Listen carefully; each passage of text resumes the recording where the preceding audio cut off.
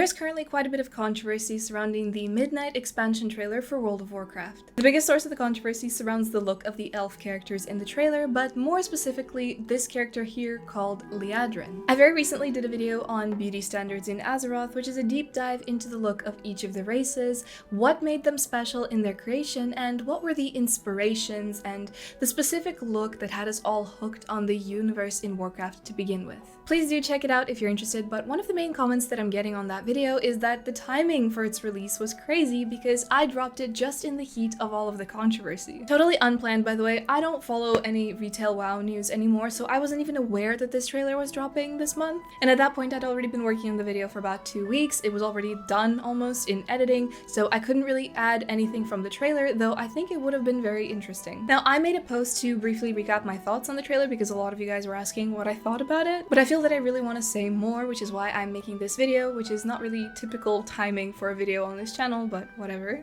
My honest opinion on the trailer is that this was the final nail in the coffin for that Warcraft look that we all knew and loved. And that is my biggest issue with it. And I know that the current narrative that has people so riled up about this is the fact that she looks very masculine and ugly, but I want to be objective here, and I think it's important to be fair where it's necessary to be fair, so that's why I'm going to address that first. Yes, she definitely has a more masculine look to her.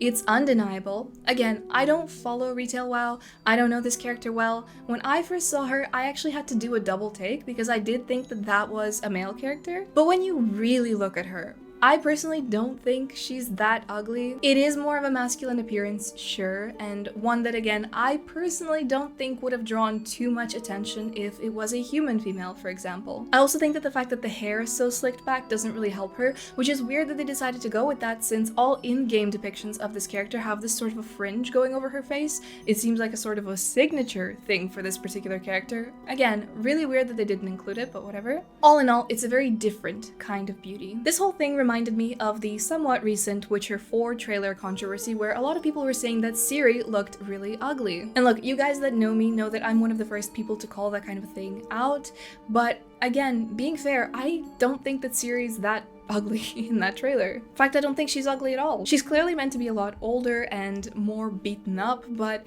all in all, the trailer was really pretty. I thought that it was super atmospheric, and again, her look really suits the atmosphere and just the character. So I do think that calling her ugly was unfair. But why does this sort of thing happen in the first place? The reason that people are so quick to have such negative reactions to stuff that really isn't that deep a lot of the time is just because we're tired. With the recent concordification of a big part of the gaming industry, a lot of people have just come to expect the worst, and now we're dealing with knee-jerk reactions in places where perhaps with a little more thought and analysis, things aren't quite what you initially think. This of course causes war and drama online, but I do think that it is important to take a step back and really analyze some things. Back to Liadrin from the Midnight trailer.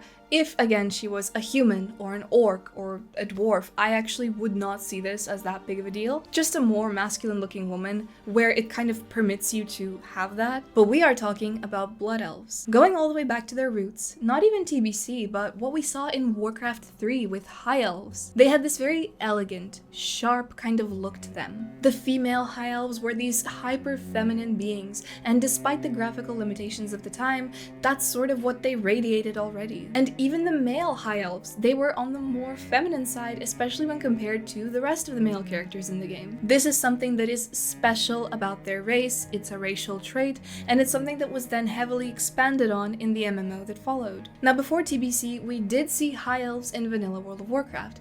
They perhaps weren't as special here because there was little difference between them and the Night Elves. Their hair, their animations, even their voices were the same as the existing Night Elves. So in TBC, they really overhauled that Blood Elf look, and I think that they did a superb job. The Blood Elves as presented in TBC were finally unique in that you wouldn't ever mistake them for a Night Elf, and they retained the essence and beauty as we'd seen it in Warcraft 3, but they made it something really special and addictive. For years, Blood Elves have been a favorite when it came to what race players chose. This was apparent through player senses, and of course through actually just playing the game and seeing Blood Elves running around all over the place. It was clear that something special was created here, and for how simple it seems, it was actually really its own unique and really beautiful thing. And here's one thing that I think is never talked about, and I will say, as far as I know, this only really applies to the English version of the game, but the voices. The Blood Elves weren't these soft boys and girls on the inside. Despite their feminine and delicate appearance, both the male and the female characters had a sort of a commanding tone of voice.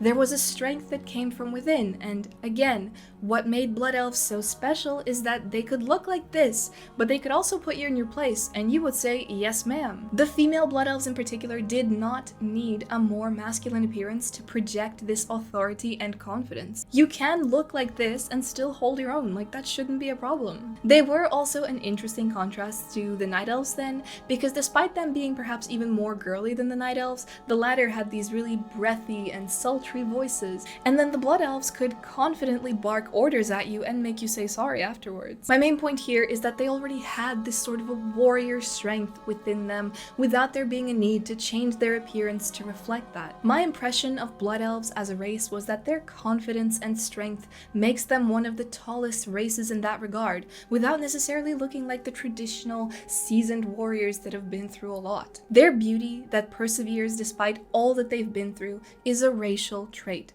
and it's been that way for years. In my opinion, it should have been respected. Blood Elf is a very specific example that of course was going to cause a lot of controversy here, but I can imagine if they took like a gnome female and they gave her like a very pronounced square jaw, I would probably take issue with that as well, because that's totally uncharacteristic of gnomes. There are already enough races in WoW, especially in retail WoW, that would fit into that kind of an appearance nicely, but they took Blood Elves. And this brings me to the overall Warcraft look being lost issue. I've said this in my post, but if I didn't know going into this that I was going to be watching a World of Warcraft trailer, I would never tell you that that elf is from WoW. To me, it's just that generic fantasy look that lacks any real personality or flair, and these are like the live, love, laugh of elves and elven looks. Like, you can tell that they're elves, but as someone in my comments pointed out, it has more of a Raid Shadow Legends look to it than World of Warcraft. Everything has its particular look. A band has its sound, an artist has their style, a director can be found in their film without you knowing straight away that it's that director's film. Something that you'll see and straight away it'll make you go, oh yeah,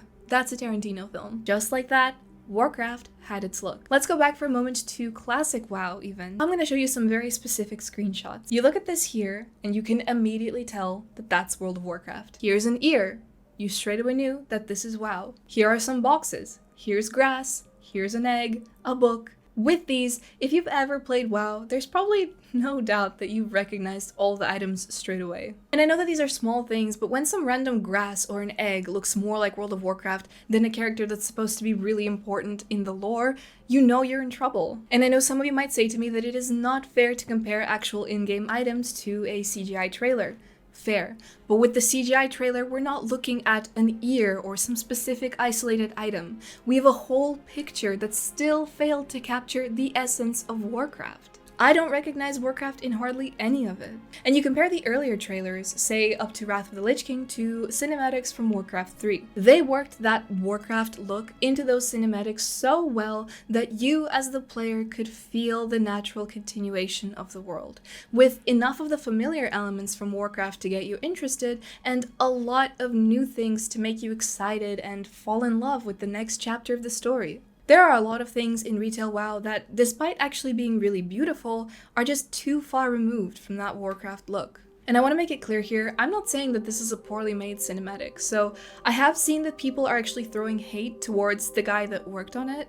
Obviously he's trying to defend his work because he worked on it quite a lot, he worked hard, and he's proud of it. But in terms of the look of the character, you need to understand that he was most likely just told what this needs to look like. A person in a suit came into a room, probably didn't even meet this artist directly, ever, and just said, yeah, that's the decision we're making. He did his best with what he had to do, his job. And by the way, he is really talented. Like, for example, with all the beef that I have with Diablo 4, I thought their cinematics were amazing, they went so hard, he worked on those. So clearly this is a passionate person that's good at what he does, but this new direction isn't just one artist's decision. And I know how this sort of thing works because I've worked in a big company before. Not Blizzard. But I understand that despite your personal feelings, sometimes someone in a suit says that something's gonna be a certain way, and you just have to deal with it. You want a job? You want to feed your kids?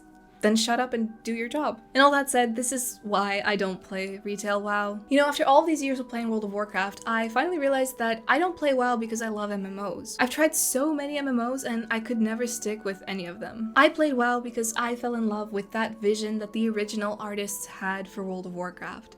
It has been so deeply fascinating to me from a young age, and it's definitely shaped my personality and my taste for games and art in general. This trailer has definitely polarized the community, with one side blindly defending it and the other hating on it, but maybe not fully explaining why. Which is the main reason that I made this video. I kind of wanted to get this perspective out there.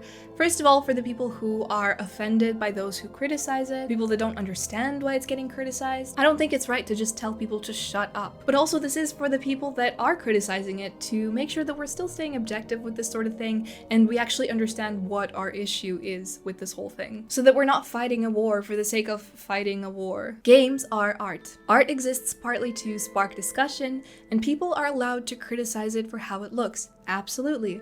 What people perceive as ugly or beautiful will always vary across the board. I don't see her as particularly ugly, in my opinion, but some people in the comments might, and that's fine. I don't like seeing things like this get valid criticism and then somebody out there throwing a buzzword like incel. I feel like that just trivializes the term, and trust me, as a woman who makes content online, I know what an incel is. And it's not a person who criticizes a character for having an uncharacteristic masculine appearance in a game trailer. Both sides need to be reasonable here. And yeah, that's kind of my take on the whole situation. I just kind of quickly put my thoughts together for this one. Do make sure to check out that video that I mentioned about the beauty standards in Azeroth to kind of get the full context of this conversation from my side of things. But yeah, that's about it for today. If you enjoyed, please be sure to leave a like and subscribe. I really appreciate it. As always, big shout out to my channel members. Thank you guys so much. And I'll see you all in the next video. Be seeing you. Bye!